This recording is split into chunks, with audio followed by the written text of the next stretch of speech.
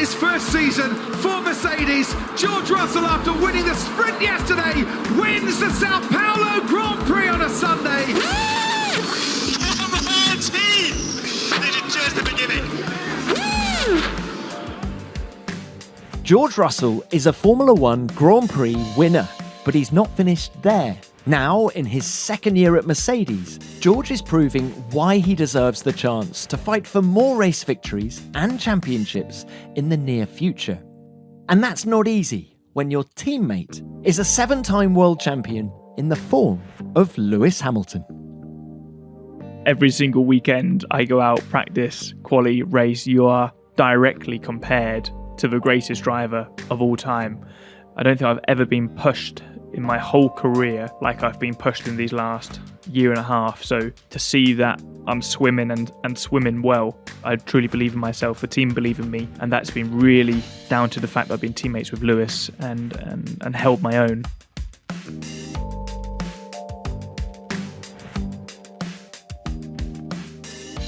Hello and welcome to F1 Beyond the Grid with me, Tom Clarkson. George Russell's debut season with Mercedes in 2022 caught a few people by surprise. He became a Grand Prix winner for the first time, secured his first ever pole position, and he won a sprint race. Most impressively though, he finished above Lewis Hamilton in the driver's standings. Nevertheless, neither George nor the team are where they want to be. After 7 years of complete dominance in both the Drivers' and Constructors' World Championships, Mercedes have struggled to adapt to the new regulations introduced last season.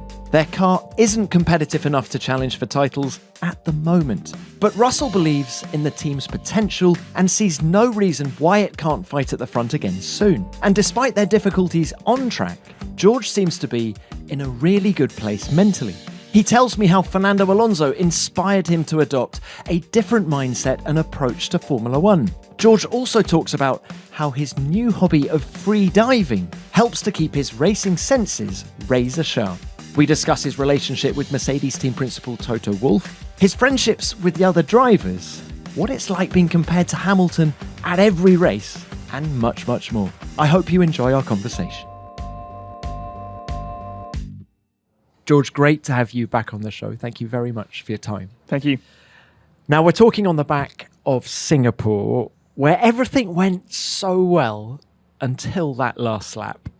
How hard has it been to move on from the crash? It was definitely very tough on Sunday night, Monday morning. But I think in life, and especially in our industry, you need to pick yourself up. You need to look at the positives from every negative and difficult situation, from every failure. There's always a learning to be had, and you need to move forward. What mechanisms do you have in place to help you in moments like this? I think experience is a huge factor. I always say to, when I get asked from sort of younger kids, like, what advice would you give? I'd say, don't be afraid to fail, because it's through my failures and difficult moments being a younger kid that have helped me deal with moments like this. I've had success on my journey in racing, in winning F4, GP3, which is obviously F3, F2. But I've also had moments where I've made mistakes, where I've crashed, where I've felt like I've let people down. I had a phone call from Andrew Chauvelin, who's our chief engineer, Sunday night, and he said to me, George, the only reason we had a chance of victory this weekend was because of the amazing job you did in qualifying, the amazing pace you showed in the race, and you gave us what that feeling was to fight for victory again. And you need to take that for what it is. There was a very small mistake, forget about it, move on. And that was really refreshing to hear that from Chauv directly after the race. We gave it all to win that race. I was disappointed we missed out on the opportunity. What happened afterwards, it's happened. It's history. We move on now. We will move on. Just one last one. In that, I guess you've been through that moment in your head. Do you know what happened? What was it? Just a tiny momentary loss of concentration? I mean, Lando hit the wall just in front of you on that same lap as well. Was that a distraction? Yeah, I mean, I've been through it a number of times trying to understand. This was the third or fourth street circuit of the year. I don't recall one single lap in Monaco touching the wall. I don't recall a single lap in Baku touching the wall. I did every single lap in Singapore, millimeters from the wall. If you watch my qualifying lap, you'll see millimeters from the wall, but not once brushing the wall. And I saw Orlando hit the wall, and it's incredible how quick the mind reacts, because I saw him hit the wall and I went kind of like, oh my God, he's hit the wall. And then I hit the wall. Whether that was a distraction, you're kind of following the car in front of you. You know, you're so close as a racing driver. You're looking forward. You're not looking left or right at the wall. You're looking forward. And when you've got a car 10 meters in front of you, you're looking at the back of that car. But again, I'm not going to sit here and say I hit the wall because of Lando. But for sure, I was following where he was going, and just obviously clobbered it a lot more than he did. You know, when I look at the performance of this year, you know, I come away with confidence. You know, I'm not going to let a 2 or 3 centimeter mistake on one lap cloud what was an amazing weekend. And you know, since returning from the summer break, pace has been really, really strong. You know, I'm sort of giving it everything to win a race this season, and that was a chance. I hope there'll be another one. You mentioned the summer break. As you say, since then, the pace has been really, really strong. What changed? I think there's a small mentality change from my side, how I'm working with my engineers, the things I'm focusing on with the setup of the car, the things I'm not focusing on with the setup of the car, and just probably enjoying life a bit more. I listened to a podcast from Fernando where he said that if he could change one thing in his career, he wished he enjoyed the moment more often when he was younger. And I think that sort of resonated with me because, you know, I'm living my dream here, but I'm so dedicated. I feel like I'm a true professional. I look at every single detail. I give it my everything. And sometimes you forget to enjoy it and to enjoy the moment with the people around you, enjoy the places you're going to, smile, not just constantly be this 120% serious guy, focusing on every single detail. And it doesn't mean that I'm any less professional now, but it's just that I'm probably enjoying my life more, my surroundings, the people who I have at home, my living situation. I'm just in a much happier place. I'm learning new things that I've never would have dreamt of doing before. So yeah, just all in all in a good place. Fernando, in that podcast, was talking about his championship wins in Brazil, wasn't it? And how he wished he'd celebrated more, and he couldn't even remember what had happened those nights. So let's ask you about Brazil last year. How did you celebrate? What are your memories? Reminiscing back to that, it's very similar in a way, because we had to fly off to Abu Dhabi, and you know, that was already booked in advance, and it was straight to the airport. And you know, of course, I would have loved to have spent the whole night there in Brazil with all of my team and celebrate until, you know, the sun has rose in the morning. But practicality of it was just not possible. But yeah, we won't make that same mistake twice. Now, you say you're learning new things, and I wanted to ask you about the summer break. A lot of water sports, and you turned up in Zandvoort with a little scar on your wrist.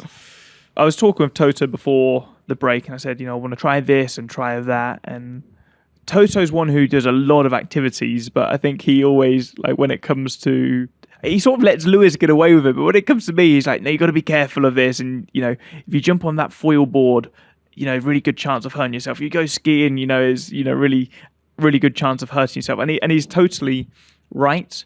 But I just sort of had a bit of a mentality that I can't wrap myself up in bubble wrap. I know my boundaries. I know my limits. I get my exhilaration from the racetrack.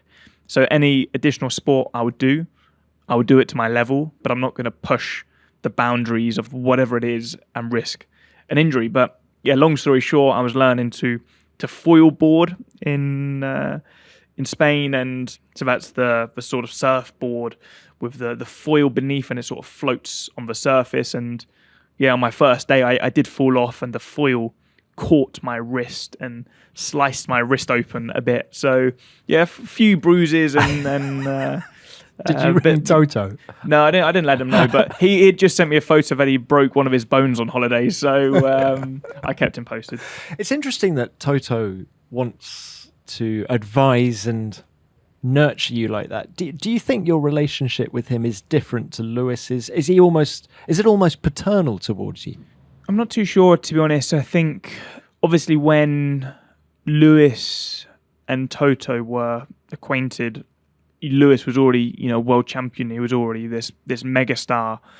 There was perhaps probably more respect Toto to Lewis when he joined because of, Toto was completely new to Formula One at that time. Toto was the rookie and Lewis was the household massive name. Whereas with myself, obviously, Toto signed me as a 16-year-old.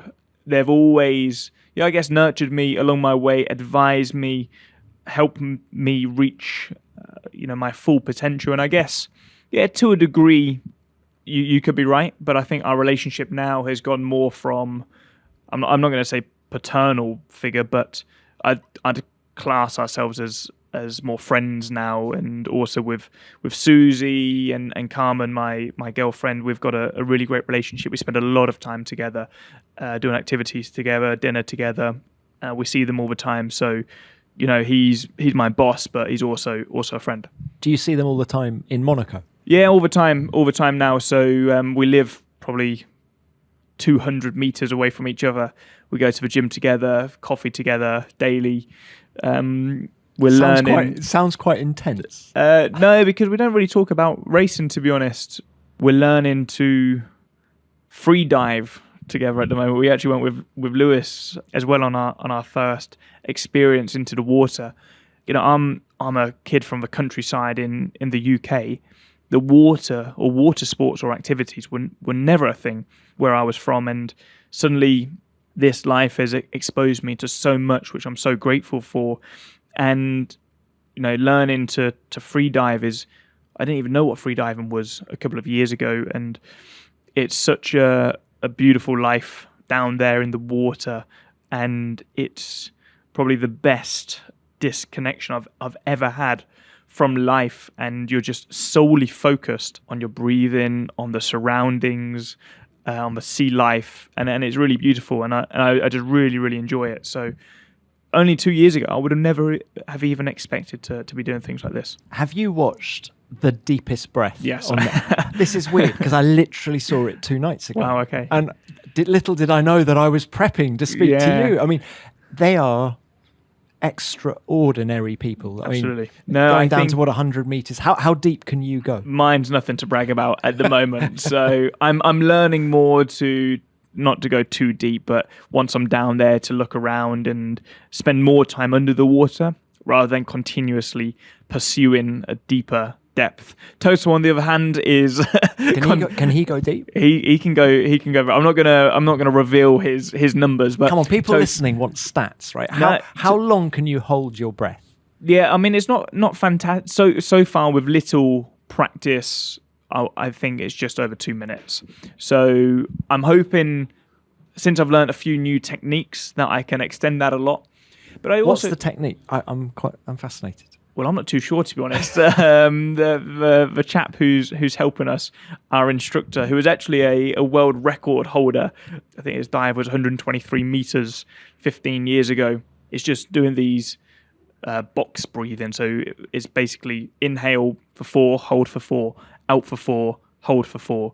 And over time, I did this once for probably 15 or 20 minutes. And by the end, I could hold it for sort of inhale for 10 seconds, hold it for 10, out for 10, hold for 10.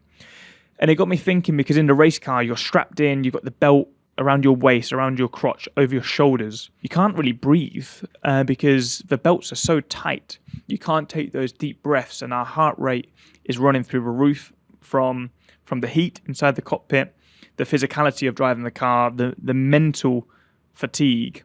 And if you can find ways to reduce your heart rate, I'm sure I definitely would have taken it in Singapore, I'll tell you that. Is that one of the beneficial side effects of free diving, is that the heart rate comes down? Yeah, I think so. It has to be more efficient. The body has to be more efficient. Yeah, absolutely. It's not something that wasn't the reason why I wanted to learn to do it, but I'm learning by doing these additional activities. You keep your senses alive. They always say, like a Formula One car, the best sensor is the driver. And I can feel a car because of the senses through my arms, through my bottom, through my back, through my legs. You feel the G-force, you feel the tyres moving. And that is surely going to degrade at some point, those senses. You're not going to be razor sharp until the day you die. And I'm sure by doing these other activities, whether it's surfing, whether it's diving, whether it's... I did this hover pack... Was that in the summer break as well? In the summer break as well, where you see all these crazy people on Instagram do it. That I'm sure there's something there that it definitely keeps your senses active. This episode is sponsored by Mercedes AMG SL, exclusively engineered by AMG. It's pure glamour with a dose of pure adrenaline. A luxurious sporty car with a high-tech cockpit and AMG performance. As soon as you see it, you know it's an SL. It's aerodynamic and unmistakable. But at the front, it's got an AMG-specific grille. It looks brilliant and thoroughly modern. Inside, there's a new 2+2 seating layout. Versatility and comfort unmatched by previous SL cabins.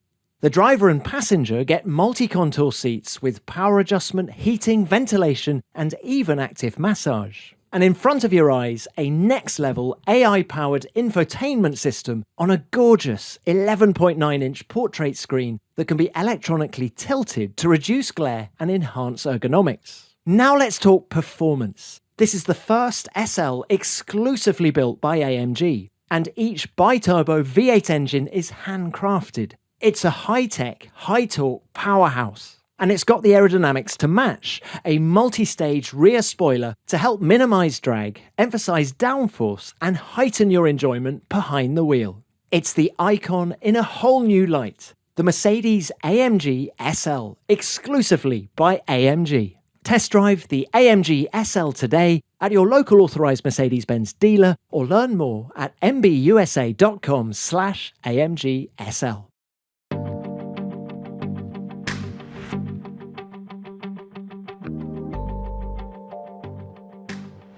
George, let's talk about year 2 now at Mercedes and how different it feels compared to last year.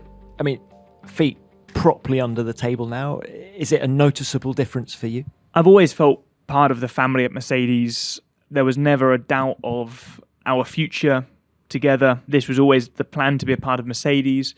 I think year 1, it was obviously a very strange year within the team, especially the first 6 months, because we found ourselves in a position that they hadn't been used to for 8 years, struggling to understand the car, lots of limitation, being knocked out in Q2s, and it was a real challenge on many regards. Whereas now things are clearer, the foundations are fully set in stone, and I'm really, really enjoying working with everybody. There is truly a light at the end of a tunnel, and that's what gives us all motivation. Tell us about that light. How bright is it? How much confidence do you have that the 24 car is going to be better? Is that what you mean by the light at the end of the tunnel? Yeah, absolutely. Yeah. I'm not going to sit here and overpromise anything. I think what's important is to focus on yourself and maximize the potential. And I can confidently say we're in a much, much stronger place than we were this time last year at the direction we're taking for the following year's car. So I have 120% confidence in every single team member a part of this team. They're truly extraordinary people, incredible engineers, designers, everybody within the whole organization. They're so motivated for that success, and we have a clear direction to take. So that gives me confidence, but you can never underestimate your competitors, and we have no idea of the gains that Red Bull, Ferrari, McLaren, Aston Martin. We've seen some huge leaps. Maybe next year Williams are going to be up there. They're performing really well. All you can do is focus on yourself. I mean, take Singapore out of it. The percentage gain that you need to make over the winter to beat Red Bull, I don't know what the number is, but it's going to be high. It's going to be an extraordinary jump for everybody, not just... Yeah, absolutely. We need to make huge gains. We've been a bit back and forth with our development. We took 1 step forward, 2 steps back with a number of updates we brought, especially last year. We had to take a lot of performance off the car because we were struggling with the bouncing. And we're definitely getting our hands wrapped around this limitation much better. We know we made a mistake over last winter. We took too much performance off the car, and the regulations naturally improved our problems a little bit. So yeah, this is a really interesting sport. And if you've only got to rewind 2020, Mercedes built probably one of the most competitive cars of all time. When in 2021, Max won the championship, and or at least there was a battle between Max and Lewis for the championship. So you can argue that the 2020 car of Mercedes, in terms of maybe not the dominance, but in terms of competitiveness or pace delta for some of the races, is not too dissimilar to Red Bull. Do you fully understand this 2023 car now? Because the messaging from the team has been all year, we're not even going to think about 24 until we fully understand what the issues are with the current car. There's definitely a huge amount of learning we've done this year. You know, I'm not going to talk on behalf of the truly intelligent people of this organisation, but there's always more you want to unlock in terms of your understanding. If you 100% understood everything, you'd bet your mortgage that you'd be winning the championship, but nobody 100% truly understands everything. And if they did, you wouldn't have seen Red Bull 1 second off the pace in Singapore. There's always something somewhere that catches somebody off guard. What are the strengths? What are the weaknesses of the 23 car? I think you can argue strongly that you had the fastest race car in Singapore, for example. Yeah, without a doubt. I'd say in Singapore, we always know that Ferrari have good qualifying pace. Our race pace is always a strength. We're lacking a bit of overall downforce, especially in the high-speed corners. That's a weakness of ours, and we know where we went wrong with the development and why we ended up in this position. I think we're consistent. Every race we go to, we don't have massive fluctuations. We have one or two races where we're a bit on the back foot, but I think as a race team, they do an exceptional job with the work we do here, with everybody back at the factory, the simulations that they provide to maximize the potential of the car. I think is something that we shouldn't forget. And we've definitely been improving the balance. We was in a very difficult place last year with the rear of the car moving around a lot. That's been improved one step. We still have a way to go to where we want to get, but we see so much opportunity. We're not going to sit here and say we're so happy with the car we've got today, but the fact we're still second in the championship, ahead of a number of rivals, with a car that we believe is so far from its potential, gives us optimism and motivation that if we tick these boxes and do a number of things right, there's no reason why we can't be fighting right at the very top. Singapore was always going to be an outlier. It's one of those slightly different tracks, the bumpiness, whatever the reasons are. Is there another track this year that you've got in your mind where you think it might be an opportunity? Yeah, Singapore was competitive, no doubt. It was competitive for us last year. I think we're heading to Mexico, where we'll be in a good place. Brazil, again, will be in a good place. And then when you come to the sprint races, you just have no idea, because you've got one session to dial the car in. We have 3 sprint races between now and the end of the season. So a huge amount of opportunity. What about your work ethic, George? I know you said a little bit earlier that you want to enjoy it more, Alonso-esque, but the team talks openly about how hard you work. They talk of you crisscrossing the Atlantic during the flyaway races last year just to get back on the simulator. Where does that come from? I think that's been ingrained into me since a young kid, probably from my father, that you only get out of life what you put into it. We were in a privileged position because we were able to go-karting. My family were able to support me and my siblings in life. We never struggled, but we were nowhere near well off enough to get anywhere close to Formula One with the financial backing that we had. And my family knew that, so it was very much ingrained into me that we want to get to Formula One. If you're going to be able to achieve that, you need to go above and beyond everybody you're competing against, especially the ones who have either got the backing within the family, who have potentially got sponsorship support, because that's the only way you're going to get the opportunity to prove yourself in Formula 4, Formula 3, Formula 2. And that's what we did, and that stuck with me ever since. At what age did you know you wanted to get to Formula One? At what age did it stop being just fun and actually it became a career, in your mind at least? I think in my mind, it was probably at 11 years old when it was like, this is serious and this is my life, this is my passion. But still, I think at 11 years old, you don't truly comprehend Formula One. You're living in the moment. You're too young and naive to you have dreams and, I want to do this and I want to do that. But I wanted to be a racing driver and I wanted to win. And you put two and two together, that's Formula One, the pinnacle of the sport. But it was maybe when I was 15 years old, when I was old enough and mature enough to comprehend the challenges of getting to Formula One, to comprehend that I've put already 8 years of my life, my family's life into this, that's where I want to be. And as I said, at the age of 11, you don't really comprehend that your family are driving you up and down the country, investing their time and their money and their effort into you. You're just having a whale of a time, really. And had you not met Toto Wolff, had you not presented him with the PowerPoint, would you be here today? No, I don't think I would, to be honest, because I wouldn't have got the opportunity to prove myself at the highest level of junior motorsport. I had a great track record in go-karting. I won everything that I competed in. But the times were slightly different then. To be honest, no drivers who were backed by Formula One teams. Then there may have been two. Nick de Vries was the biggest karting name who was backed by McLaren. And then there was Alex, who was backed by Red Bull, but he was more backed by Red Bull Thailand, the sort of drinks company side of things, as opposed to Red Bull Motorsport. But there was myself. Charles had no F1 backing, but he was backed by Nicholas Todd. Max had no F1 backing, but he of course had his father's help and guidance. Esteban Ocon, he was backed by Gravity. He also had a small affiliation with Lotus Formula One team at the time, but it wasn't really a thing in the go-karting days. It was, you got picked up by an F1 team, Formula 4, Formula 3 levels.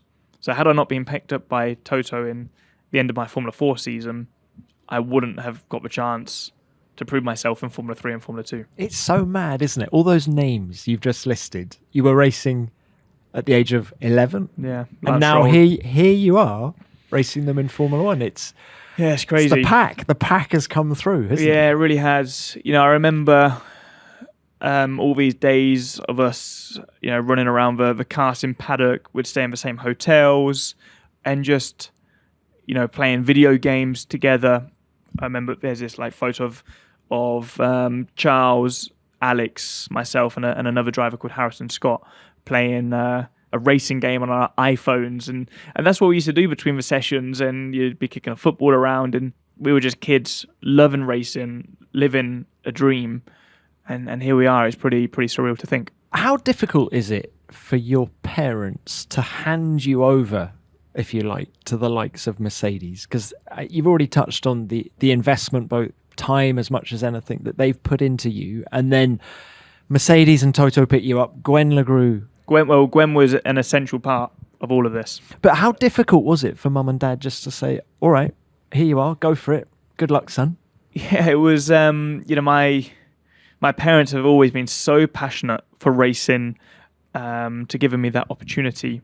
Especially my first year of cars is when we had some sponsors, but still my family were backing me, and that was sort of our last opportunity to progress any further, because we knew we ultimately had no more money to go beyond Formula 3, and that was a very tense year, because that was the year when I could also comprehend that this was almost like a last opportunity. If I don't win this year, how am I going to get the back into racing Formula 3? And my family can't support that, and I wouldn't want them to sell the house to give me that opportunity. But because it was Mercedes, because we knew Gwen and what a great person, a great manager Gwen is, and of course with Toto's influence, I think that put their mind at ease that I am in very good hands, and you almost need to let me fly almost, and rather than holding on to my wings. And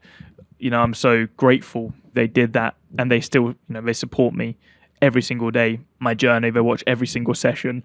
They watch the races on Sky Sports, and then they'll watch the replay on Channel 4. And my dad's got the onboard on his iPad and the timing screen on his laptop and the TV in the background, and he'll be on FaceTime with my brother at the same time discussing the race. He's watching it at home with his 3 kids and his wife, and my sister at home with her husband and her dog. This is the family business, isn't it? It really is. We're all they all gave me the opportunity. My sister and my brother never once questioned the support my parents gave me, and I wouldn't be here today if it wasn't for that.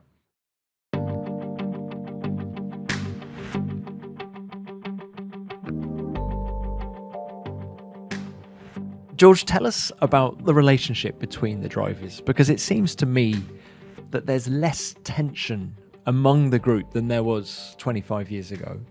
I mean, is it difficult to be friends with people where the rivalry is so intense?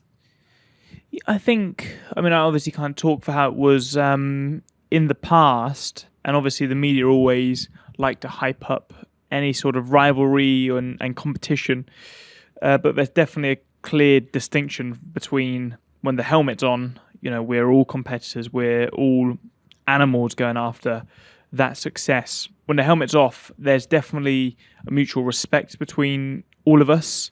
Now that the calendar is so busy, so intense, so many races, so much time away from home, it's almost like a small community here, and we can sort of relate with one another with regards to certain things, whether it's the on-track commitments or the off-track activities we're doing with the team. There's been a couple of sports that we've been playing together, most recently paddle, which has been very fun for us to get into. And, Lando and I played a couple of times in Singapore. We played a few times back home with Alex and Max. So you've got this sort of camaraderie there, but for both of us, once the helmet's on, it's that's kind of out the window, and we're looking ahead. Does the camaraderie stem back to those karting days that you were talking about? You know each other so well that you can take the rough with the smooth. Yeah, I think so. I think we've all been through a lot together. We've raced each other for many, many years. With Alex, Lando and I were competing together in Formula 2. Then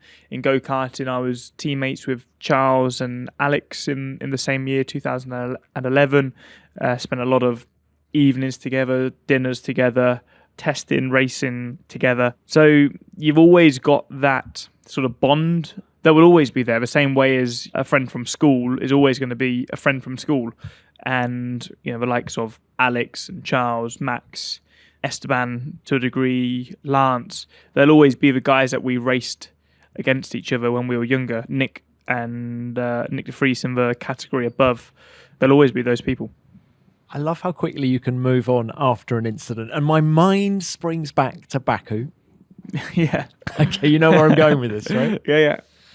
Max Verstappen, I can't remember the exact I think it began with a D, and ended in a D as well. Yes. Yeah. But you guys seem to park that and move on. Yeah, it's racing. We're all in the heat of the moment. It's a physical sport, even though it's sometimes not perceived that way. The cognitive stress you're under, your own personal pressures and pressures from the outside. We all want to do the best job possible, and we all respect that. So none of us are purposefully going out there to crash or purposefully take somebody else off. Do you know the guys like Max? I mean, obviously Lando and Charles and Alex, but do you require an apology, or is it just unwritten? It's just banter and you move on? Oh, no, not at all. There's never an apology needed, I think.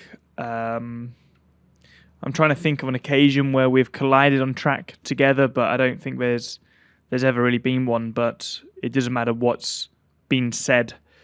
I think in those moments within an hour after the race or during the race, if you've come together and you're on the sidelines together, it doesn't matter what's said. It's sort of water under the bridge, and you move on. And you might not be best pals for the next couple of races, but we're all mature enough to recognise it's What just racing. about a couple of years ago then? I'm thinking Imola, you and Valtteri.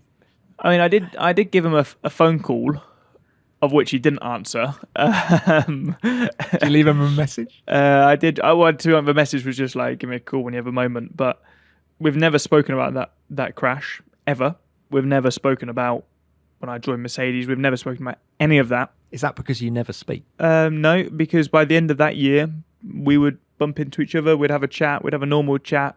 You know, we often speak on the drivers' parade, and there was not one single ounce of awkwardness at all. And as I said, it's just part of the business, part of a job, and it's never personal. Now, in Austin, you're going to be celebrating your 100th Grand Prix. I mean, it seems crazy that you've already done as many races as Jackie Stewart did in his entire career. Jesus. It's a lot.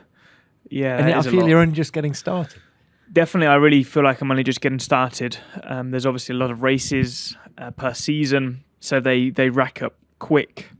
And yeah, I don't feel like I've even begun yet. I think I'm performing at a really high level. I'm really happy with my own personal performance, but I recognise that you need to sustain this performance and be ready for when the car gives you that opportunity. And I think Max and Lewis are a perfect example. You know, Max isn't suddenly 1 second faster a driver than he was in 2020, and Lewis isn't suddenly 1 second a lap slower than he was in 2020. But the situations that have rose have given them each their opportunity, and I've got no doubt my time, my chance will come. And I hate that saying that, you know, I'm going to be patient and wait, but that's unfortunately the nature of Formula One, and I'm not the only driver in this situation right now. What's the biggest thing you've learned in these 100 races? Is it patience?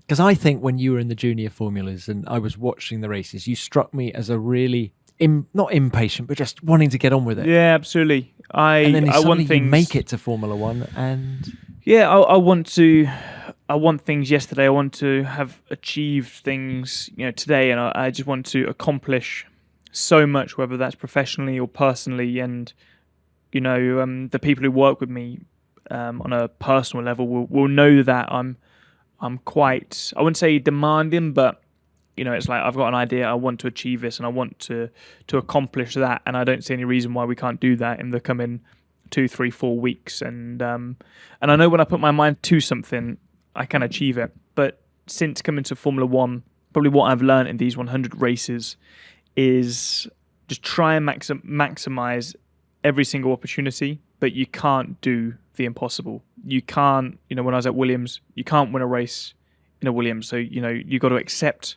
that if P10 is the maximum or P12 is the maximum, don't go out, you know, crashing in Imola under a safety car trying to achieve points when points just were not viable. Or, you know, even Singapore at the weekend is an example. You know, that win, we had a chance, but we missed the opportunity. And you've sometimes got to accept on a given day, in a given scenario, that's the maximum. And sometimes if you try for more, you're only going to come off with less. So it's a tricky sport, and probably the Sakir Grand Prix for me in 2020 was the best example of that. oh crikey, Long time that's ago. a long time ago. Well, I tell you what, I wanted to celebrate your 100 races, and just Okay. Thank you. best qualifying session so far. Yep. What do you reckon? I mean, does it have to be Hungary last year, the pole?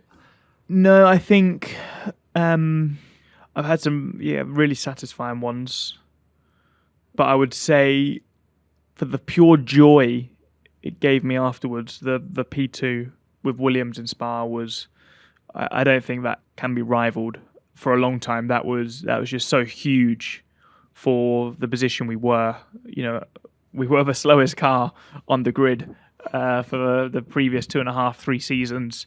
That season we were equal 9th quickest, I would say, and that qualifying will always stay with me to the day I die. But yeah, the pole in with Mercedes comes close. Okay. Now, best race, does that have to be Brazil 22? Or what about Sakir 20? I mean, it didn't get the result you wanted then, but it was a great race until the pit stop.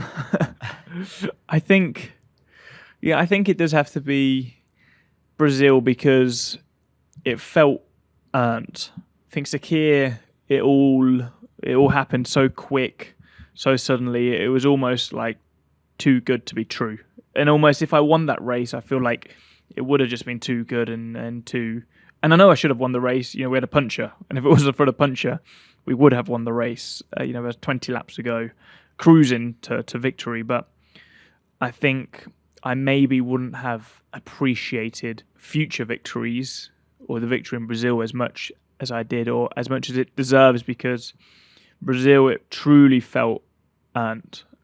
For all the hard work everybody put in, the hard work I had put in, the pressure that I was under from Lewis for the last 15 laps of the race. I think he is the greatest driver of all time, and every single weekend I go out, practice, quali, race, you are directly compared to the greatest driver of all time, and having that sort of fair fight was extraordinarily rewarding for me, and why it is an incredibly satisfying position for me to be in, and such a privileged position to be in, because not many drivers get that chance. You haven't made it easy for yourself going up against Lewis, that's for sure. I'm interested how you guys are wired, because Lando Norris has come out recently saying, I want to go up against Max Verstappen. I'm fascinated that you guys are keen to be measured against the best. We all believe in ourselves. We all believe we are the best, and we all believe that when we get the car, we will win championships. And I can very, very confidently sit here and say there's probably 5 drivers on this grid that you put them in the best car, they will win the championship. I have no doubt about that. So for me, of course, Lewis is one of those guys. If I'm going head to head with him week in, week out, that gives me the benchmark. And also, I don't think I've ever been pushed in my whole career like I've been pushed in these last year and a half. So to see that, I'm swimming and swimming well, gives me so much faith in myself, so much confidence that I always had, but there's sort of no doubt now. I truly believe in myself, the team believe in me, and that's been really down to the fact that I've been teammates with Lewis and held my own, that I can just focus on my job and go out there week in, week out, and just try and maximise the performance. Look, last thing about the 100 races, best overtake. Now, I've been scrolling through the archives, and I thought you on Charles Leclerc this year at Silverstone was pretty decent. Very decent, actually. Sorry. Yeah, that was a good give me a better one. Give me a better one. Well, there's always... There's definitely one that stands out, but there was more to it than that, and that was definitely the 2020 overtake in Sakir on Valtteri, because of how much that meant, given the circumstance, the fact that I was trying to jump in that Mercedes car, and there couldn't have been a better chance. Same equipment, same car, same weekend, to prove what I could do. So that overtake was probably the most important overtake in my career. Well, George, it's been brilliant to have you on the show again. Thank you. Thanks so much. Just wanted to end it just reflecting on where Formula One is at the minute, because Singapore gave us a glimpse of life without Max Verstappen and Red Bull at the front. How much does that excite you? It excites me a lot, because the potential is huge to have probably one of the most exciting and dramatic seasons ever. But you can't take away from those who have done a better job, and they're the best this year. He's been the best driver. They've been by far the best team, and they're deserving of all that they've achieved this year. But as drivers, we want to go head to head and prove who can do what. But Formula One's in such a great place. There's a really exciting future. Stefano and the team are doing an immense job, and I can only see it going from strength to strength in the years to come. Is it all pointing towards 2024 being the year? There'll be many years to come. There'll be many years to come. So 24, we're going for it. But I reckon I've got a good 15 years left in me. All right, George, thanks so much. Good luck with everything. Thank you.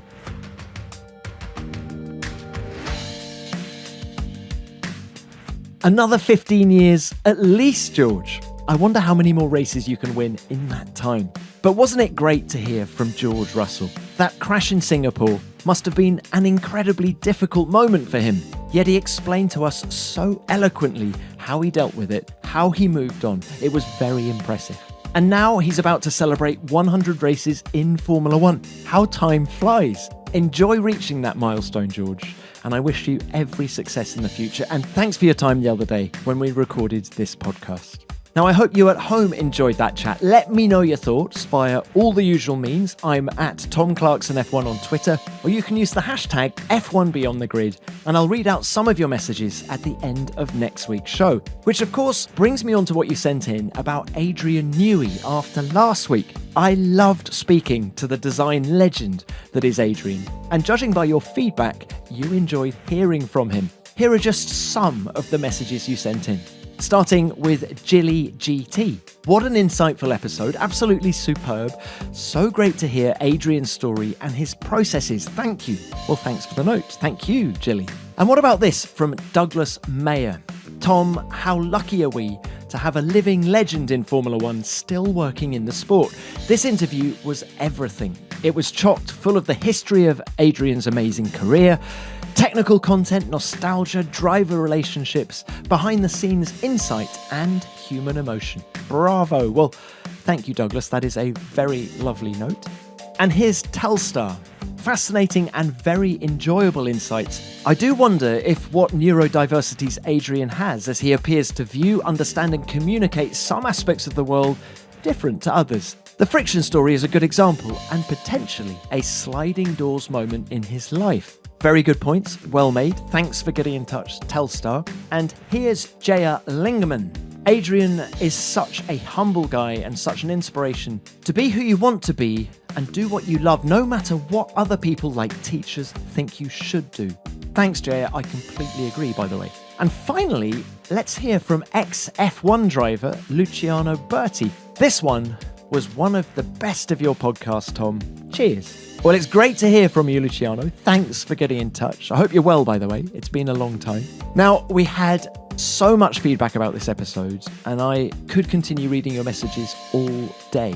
But you catch the general feeling. There's a lot of love out there for Adrian Newey, and it was fantastic to have him on the pod. And please remember to send in your thoughts and stories about George Russell in time for next week's show, because of course it's been great to have George as well. And we'll leave it there for this week.